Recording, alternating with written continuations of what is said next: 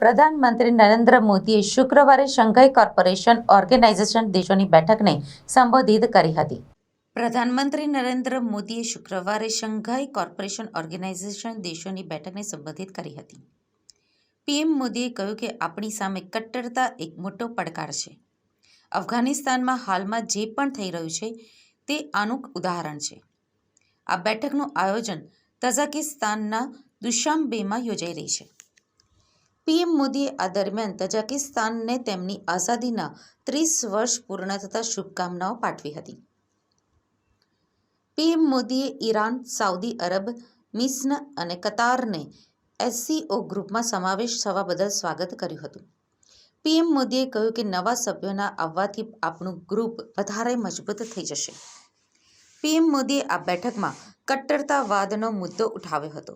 પીએમએ કહ્યું, આપણી સામે શાંતિ અને સુરક્ષા સામે મોટો પડકાર છે. અફઘાનિસ્તાનનો ઘટનાક્રમ આ પડકાર કેટલો વિશાળ છે તે દર્શાવે છે. આપણે કટ્ટરતા સામે લડવું જોઈએ, આકરા પગલાઓ ઉઠાવવા જોઈએ. ઇસ્લામ સાથે જોડાયેલી જે પણ સંસ્થા છે તેમની સાથે સંબંધ જોડી આગળ વધવું જોઈએ. चुनौतीपूर्ण वैश्विक और क्षेत्रीय माहौल में इस संगठन का कुशलता से संचालन किया है. ताजिकिस्तान की आजादी की 30वीं वर्षगांठ के इस वर्ष में मैं पूरे भारत की ओर से सभी ताजिक भाई बहनों को और राष्ट्रपति रहमान को बहुत बहुत बधाई और शुभकामनाएं देता हूं. एक्सेलेंसीज, इस साल हम एससीओ की भी 20वीं वर्षगांठ मना रहे हैं. यह खुशी की बात है कि इस शुभ अवसर पर हमारे साथ नए मित्र जुड़ रहे हैं. मैं ईरान का एससीओ के नए सदस्य देश के रूप में स्वागत करता हूं. मैं तीनों नए डायलॉग पार्टनर्स सऊदी अरब, इजिप्ट और कतर का भी स्वागत करता हूं. एससीओ का एक्सपेंशन हमारी संस्था का बढ़ता प्रभाव दिखाता है. नए मेंबर और डायलॉग पार्टनर से एससीओ भी और मजबूत और क्रेडिबल बनेगा.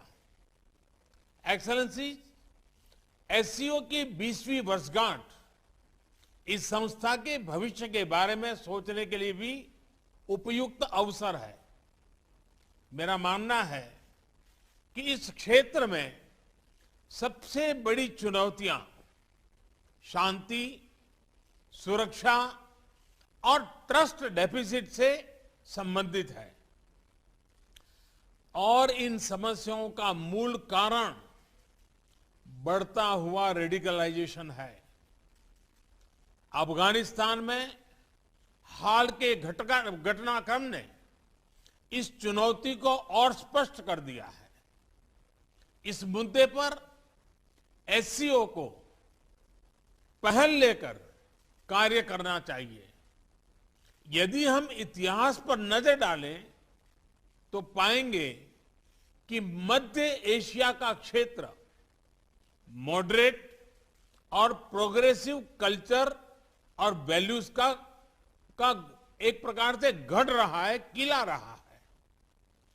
सूफीवाद जैसी परंपराएं यहां सदियों से पनपी और पूरे क्षेत्र और विश्व में फैली. इनकी छवि हम आज भी इस क्षेत्र की सांस्कृतिक विरासत में देख सकते हैं. मध्य एशिया की इस ऐतिहासिक धरोहर के आधार पर एससीओ को रेडिकलाइजेशन और एक्सट्रीमिज्म से लड़ने का एक साझा टेम्पलेट डेवलप करना चाहिए. भारत में और एससीओ के लगभग सभी देशों में इस्लाम से जुड़ी मॉडरेट, टॉलरेंट और इंक्लूसिव संस्थाएं और परंपराएं हैं. एससीओ को इनके बीच एक मजबूत नेटवर्क विकसित करने के लिए काम करना चाहिए.